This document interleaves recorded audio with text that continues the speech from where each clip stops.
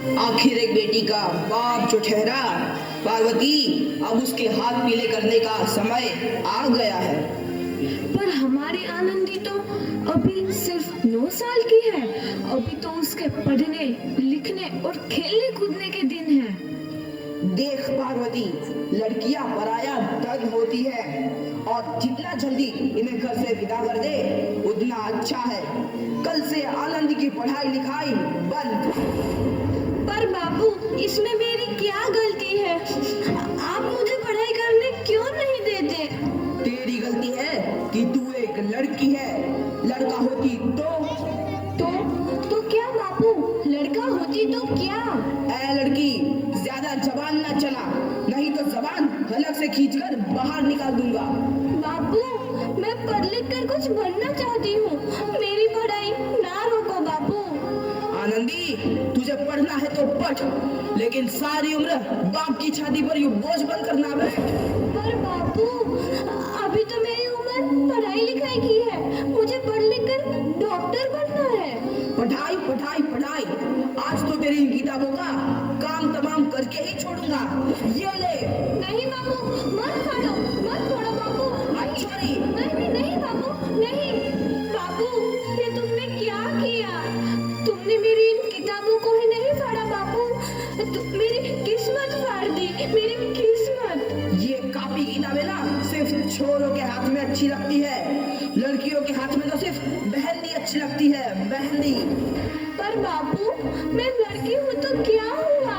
लड़का और लड़की तो हमारी दोनों आंखों के समान होते हैं। चुप कर आनंदी, और यह एहसान मान कि अब तक जिंदा है तू। कहीं बचपन में गला दबाकर मार दिया होता तो यह तेरी बकबक नहीं सुननी पड़ती आज। पर बाबू, मुझे चूल्हा जलाना अच्छा ना लगे है। देख छोरी, जितना जल्दी हो तू चूल्हा जलाना सीख ले, उतना ही अच्छा है तेरे लिए। और हाँ, तेरा ब्याह तो होगा, वो भी कल के कल। अगला जीवन है तुम्हारी यही कहानी। आंचल में है दूध और आंखों में है पानी। मुझे माफ कर दे बेटी, तेरे बापू के जिद के आगे मेरी एक न चलेगी। माफ कर दे बेटी, मुझे माफ कर दे। इस प्रकार मात्र 9 वर्ष की छोटी उम्र में आनंदी का विवाह गोपाल राव जोशी से हो गया। बाल विवाह एक सामाजिक कुरीति है और इस कुप्रथा का शिकार होना पड़ा आनंदी को। 5 वर्ष बाद आनंदी 14 साल की हो गई है।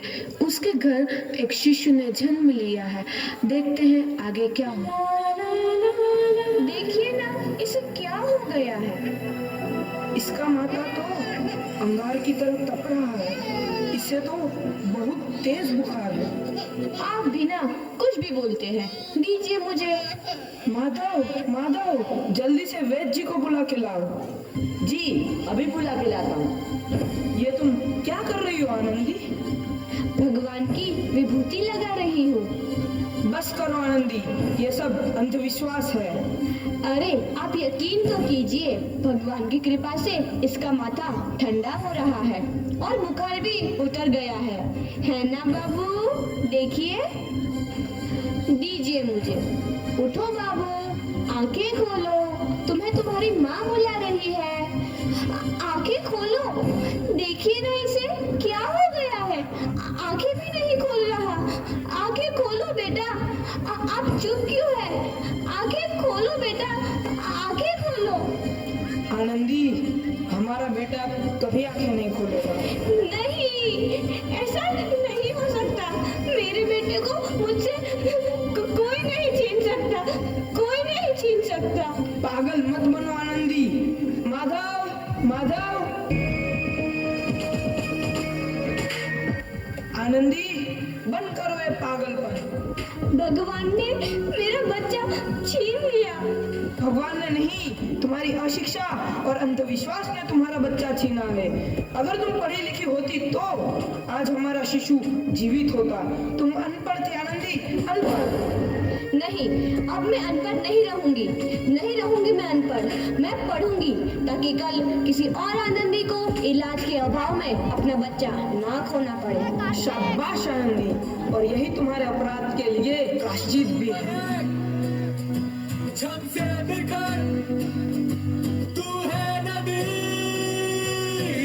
आनंदी, तुम्हारी 12वीं का परिणाम आ गया है। तुमने पूरे कॉलेज में प्रथम स्थान अर्जित किया है।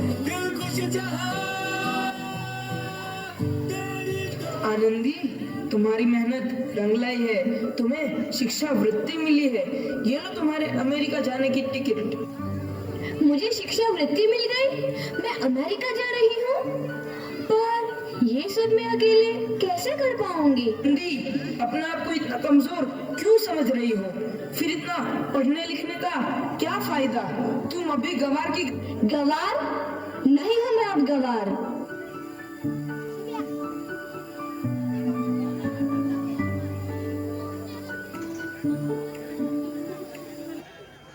तो इस प्रकार 7 अप्रैल 1883 को आनंदी अमेरिका के पेंसिल्वेनिया के लिए रवाना हुई और 3 साल बाद उन्होंने डॉक्टर ऑफ मेडिसिन की उपाधि प्राप्त कर ली।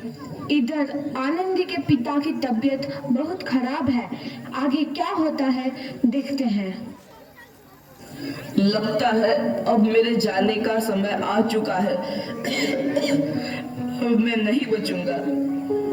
ऐसा मत बोलो। शहर के सिटी हॉस्पिटल में अमेरिका से डिग्री लेकर कोई बड़ा डॉक्टर आया है। एक बार वहां चलकर दिखा लेते हैं। हाँ, सही बोला भैया। कम से कम दिल को तसल्ली तो मिल जाएगी। हाँ हाँ, चलो चलो जल्दी हॉस्पिटल चलते हैं।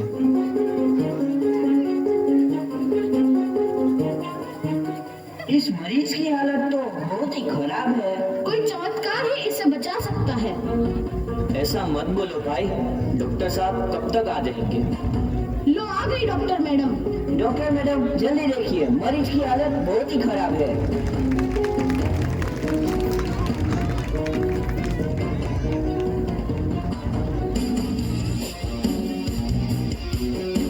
अब आप बिल्कुल ठीक है। मौत के मुंह से आपको बचाया है डॉक्टर मैडम ने। डॉक्टर साहब ने मुझे बचा लिया।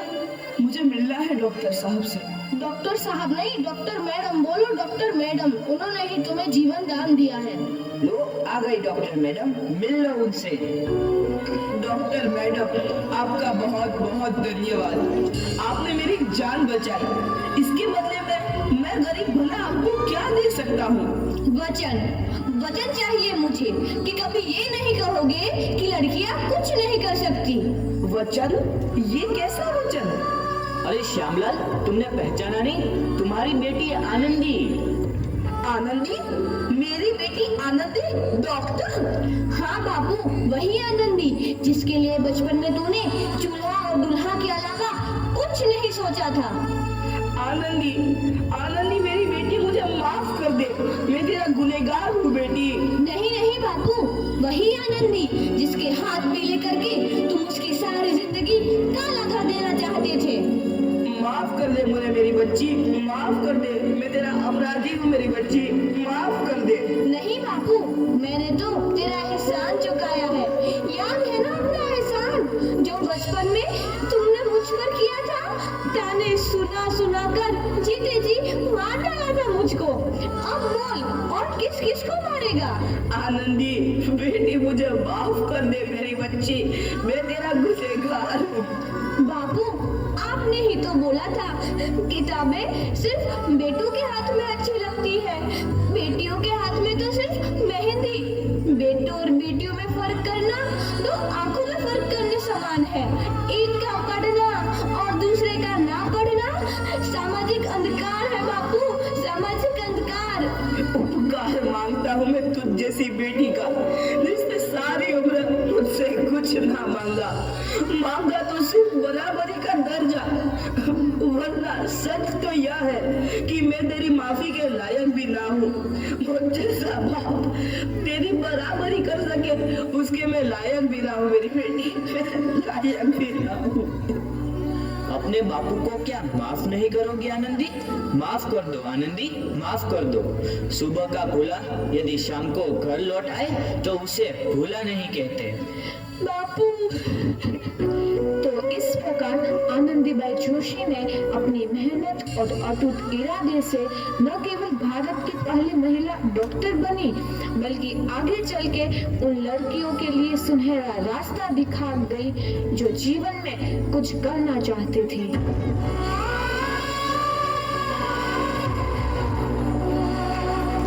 धन्यवाद धन्यवाद। एकदा या नाटिकेसाठी जोरदार टाळ्या बघा।